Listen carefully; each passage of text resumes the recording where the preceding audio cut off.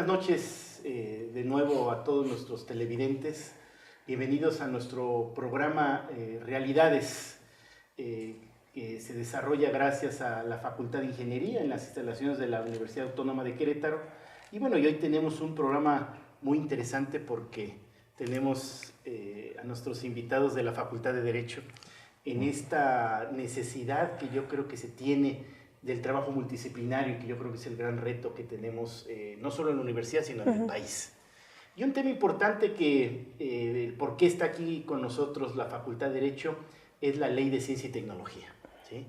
Hay una ley que se presentó en el mes de noviembre en el Senado de la República, que igualmente la Facultad de Derecho está con, no diría yo la obligación, pero sí con el interés que debe tener de darle seguimiento al mismo, ¿sí? Para que se lleve una ley. De nada sirve someterla si no se aprueba.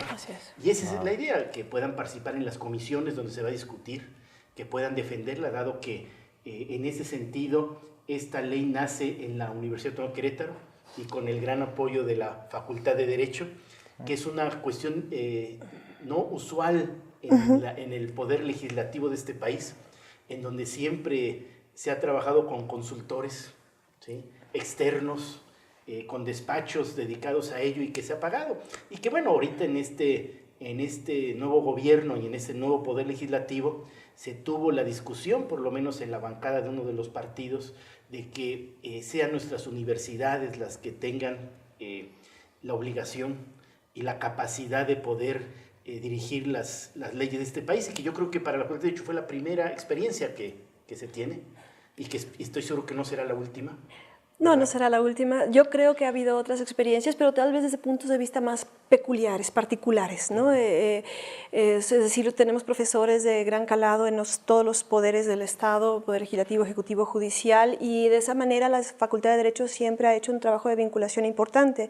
De hecho, eso es parte de lo que ahora que comentaba como una obligación. En efecto, una perspectiva de la obligación que tiene la facultad es apostar porque el conocimiento que producimos, que estamos trabajando, que estamos reflexionando, replanteándonos modelos, no solo estrictamente de aplicación de la justicia, sino también de la forma en que se construye el Estado, la forma en que observamos, por ejemplo, qué es ciencia en este país y cómo la gestionamos, cómo la gestionan los poderes públicos. Bueno, es una forma de vinculación, así que la vinculación es una responsabilidad y una obligación para todo universitario, ¿no? Es una forma de servir al Estado, así que desde esa perspectiva es como me gustaría insistir en que sí, en efecto, es una oportunidad que hemos tenido y que no hemos dejado pasar porque es importante cumplir con ello.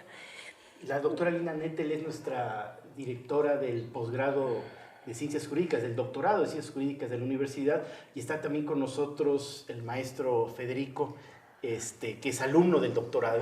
Muchísimas gracias, y doctor. la cuestión de la confianza que se tiene también en los alumnos. Por supuesto. A veces se busca al máximo profesor, al máximo grado académico, pero aquí yo creo que la universidad en ese sentido es la confianza de que tenemos a los mejores alumnos de la universidad, los mejores talentos y por lo tanto la mejor capacidad en ese sentido. Yo le preguntaría al maestro,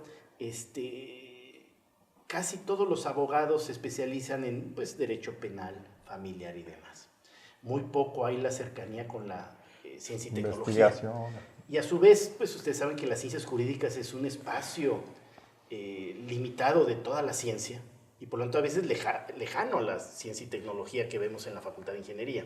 Entonces, el gran reto también de esta ley era conocer igualmente cómo se podría impulsar y demás. No sé si nos puedes contar tu vivencia de haber participado en esta ley, los puntos claves que ustedes observaron, porque la idea de la ley, en este caso, que no es el caso penal, no es el caso de prohibir cosas, sino de cómo generar una ley que estimule el desarrollo científico y tecnológico que pueda tener este país, y que igualmente hay que convencer a los no tecnólogos de la importancia de invertir en ello y que no es un gasto.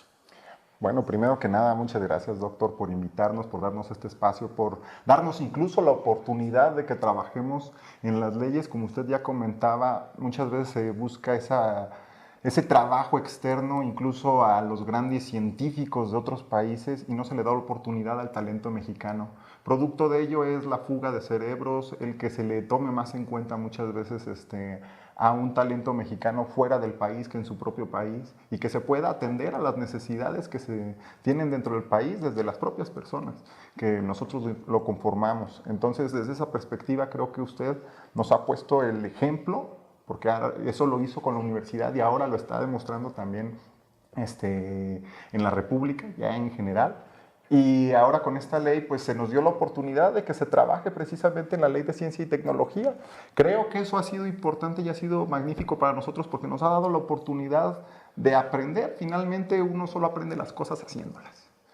Esto no quiere decir que no tengamos los conocimientos necesarios para poder desarrollar esta labor, pero sí quiere decir que nos dan la oportunidad y con usted se pudo esa oportunidad. Es una cosa plausible y que la verdad le agradecemos. ¿Cuál fue la experiencia y cuáles son los retos realmente de esta ley? Bueno, si nosotros analizamos, realmente existe una correlación entre distintos índices en cuanto a que si un país invierte en ciencia y tecnología, eso se le va a ver repercutido en la economía, se le va a ver repercutido en el índice de desarrollo humano, se le va a ver repercutido de muchas formas positivas dentro de ese país, tanto así que va a subir ciertos rankings en esos índices. Sin embargo, creo yo que el reto es que no es una varita mágica como a veces se puede ver en los datos, sino que conlleva varias cosas. Que la investigación en ciencia y tecnología no sea solo para hacer ricos a los más ricos, que solo se creen patentes que ayuden a ciertas empresas que vienen y a lo mejor toman lo mejor de nuestro país en mano de obra, en materia prima, incluso las ganancias que salen de todo eso se lo llevan. Entonces, que retribuyan. Hay que reconocer también que hay ciertas empresas que no solo vienen a usurpar o a ganar esos recursos y llevárselos, que sí tienen un interés a lo mejor social, incluso ambiental, por retribuir algo. Pero a veces no encuentran los mecanismos necesarios para poder hacer uso de estas buenas intenciones. Y esta ley creo que fomenta o tiene como interés fomentar eso. Pero es importante que desde el liderazgo, incluso desde el propio poder público, se ponga el ejemplo, ¿no? Se ponga el ejemplo de que creen en nosotros, de que creen en la investigación, que creen en la ciencia mexicana y que es productiva y buena para todos, que todos ganamos. Entonces, poner ese ejemplo fue uno de los grandes retos que se buscaron. El otro gran punto es entender que la ciencia y la tecnología, vistas como un derecho o como parte de un derecho humano, debe de resolver situaciones difíciles para los pueblos originarios, para las comunidades más vulnerables, y que no solo es para centralizarlo en un solo espacio, que se debe de resolver algunas problemáticas que tienen en los lugares, en las comunidades más aledañas. Por ejemplo, en la Sierra Gorda aquí en Querétaro, se ve esa carencia de muchas cosas que la tecnología podría ayudarles. Que el talento no migre a las grandes capitales, que el talento menos migre a otros países, y que se queden en las comunidades, que es donde lo necesitan esas personas con una gran inteligencia, y que les demos las herramientas a través de la educación, la ciencia y la tecnología para que puedan resolver las problemáticas que tienen donde están. Muy bien. Doctora, ¿cuáles serían? Ya existía la ley de ciencia y tecnología, se está haciendo una reforma a la misma. ¿Cuáles son los puntos claves que se están reformando en la ley y que va a permitir, como el maestro indica, un cambio diferente en la forma de hacer ciencia y tecnología del país y a su vez el impacto que puede tener económico? Actividad de fomento y participación. Son dos secciones de la ley que ya existe, la ley vigente, que se busca que se modifiquen para ser progresistas, desde una perspectiva progresista. Es decir, una parte, que es la de fomento, es cómo el país estimula el desarrollo científico y tecnológico desde una perspectiva de innovación también, evidentemente, con las reservas que pueda tener este concepto desde la discusión en las áreas tecnológicas, ¿no? El tema es que el Estado tiene como una obligación fomentar el desarrollo científico. Esto, de hecho, es uno de los temas del artículo 3 de la Constitución que también están en comento al día de hoy y que forman parte de qué forma de Estado queremos. Es decir, la actividad de fomento puede verse desde una perspectiva más anacrónica como un mecanismo de apoyo en donde el Estado discrecionalmente va dejando recursos de manera dispersa, o puede ser visto desde una perspectiva más progresista como una obligación del Estado para cumplir con los fines que la Constitución limita una forma de Estado que deseamos todos, porque desde una perspectiva de la democracia al constituyente, bueno, nos dice cómo queremos ser. Sin embargo, si no hay los mecanismos de la administración pública de manera seria y rigurosa, a partir de la ley, en el fundamento normativo, de aplicar los recursos, entonces lo que tenemos es una dispersión de recursos en donde queda a discreción de las corrientes políticas y la manipulación, en donde dejas tus apoyos. De ahí que es importante que la ley esta sección de la ley se modifica para dirigir la actuación de las administraciones, en particular, entiéndase, el Consejo Nacional de Ciencia y Tecnología, que concentra los recursos económicos para el área que nos ocupa, desde la proyección de en dónde incentivo y de qué manera, desde una perspectiva de transparencia, buena gestión de los recursos públicos, buena administración, para conseguir esos fines que quiere el Estado.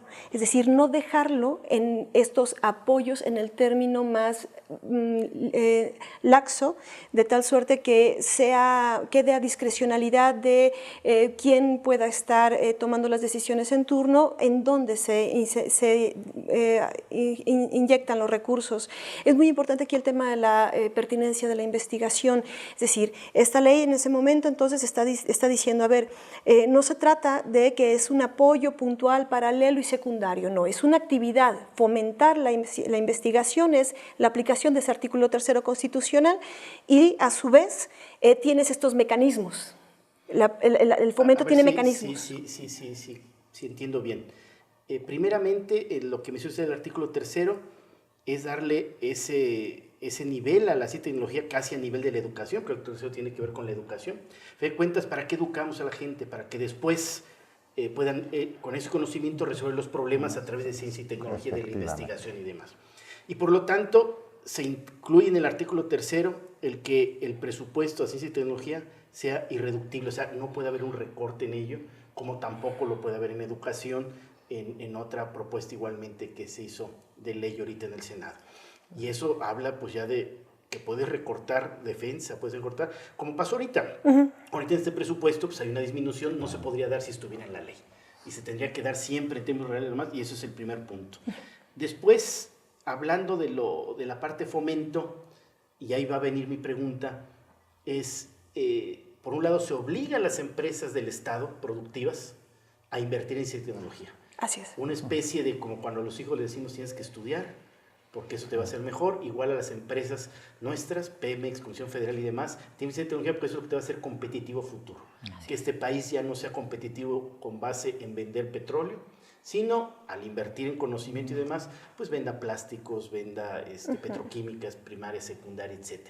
Experiencias como la India, sí, ¿no? Exactamente, pero por otro lado, se estimula a la privada a que haga ciencia y tecnología, no se le obliga. Así es. ¿Por qué no se le puede obligar a una empresa minera que viene a explotar recursos naturales a que invierte en esa tecnología y que no nada más venga, extraiga nuestras riquezas y no deje más que empleo, salarios, etcétera, pero no dejó conocimiento nuevo que permita generar una industria nacional minera o la capacidad científica y tecnológica propia en ese sentido? ¿Por qué a la iniciativa privada, cualquiera de los dos si quiere contestarme, o sea, no se le debe obligar, ¿por qué sí a la pública? Bueno, creo que esto es un tema de la concepción de Estado que tenemos entre manos, es decir, un Estado en una perspectiva liberal. Primero, ¿se les puede obligar?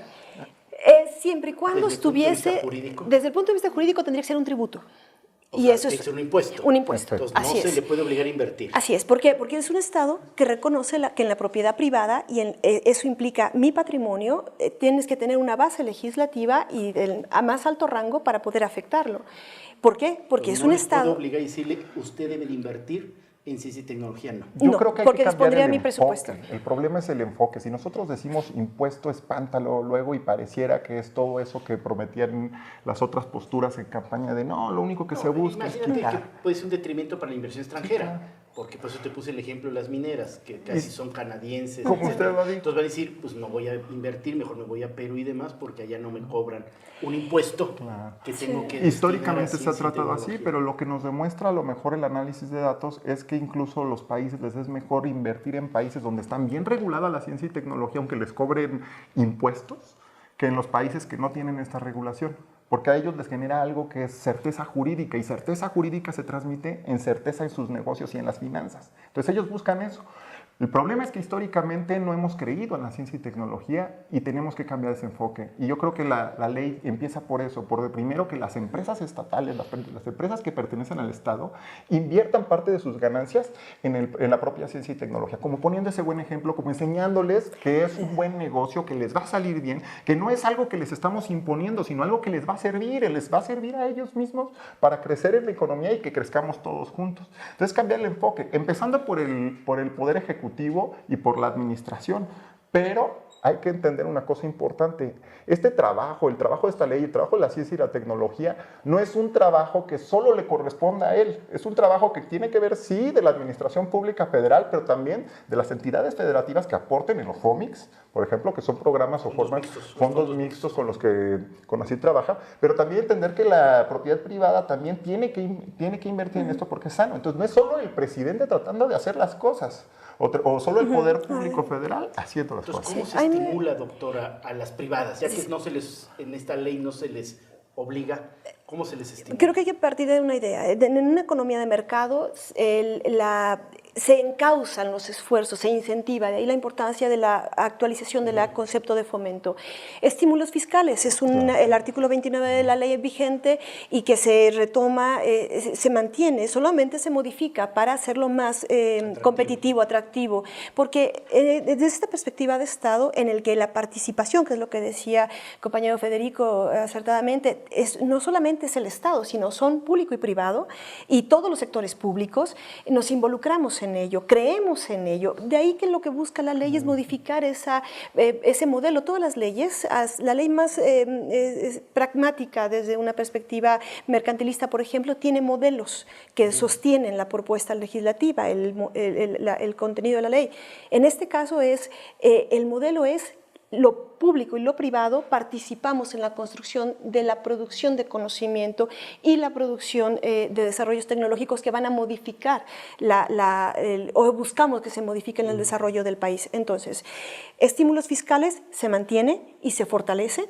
Se tiene que seguir trabajando después en los mecanismos de articulación. Deducción de impuestos.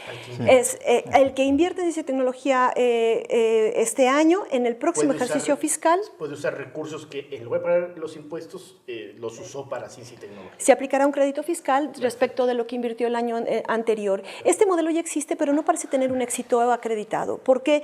Pues porque parece ser, por lo que hemos analizado, que los chicos han trabajado mucho y fiscalistas en la facultad, el tema es que los instrumentos que pormenorizan este artículo 29 en relación con el 202 de la Ley del Impuesto sobre la Renta son mecanismos que dificultan y que tienen amplios grados de discrecionalidad en la decisión final de la administración de dar el estímulo fiscal, el crédito fiscal, reconocerlo.